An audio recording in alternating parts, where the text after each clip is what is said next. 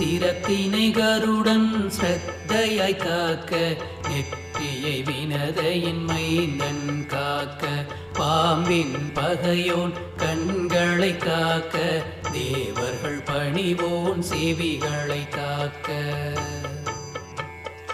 சிரத்தினை கருடன் ஸ்ரத்தையாய் காக்க, நெற்றியை வினதையின் மைந்தன் காக்க, பாம்பின் பகையோன் கண்களை காக்க, தேவர்கள் பணிவோன் செவிகளை காக்க.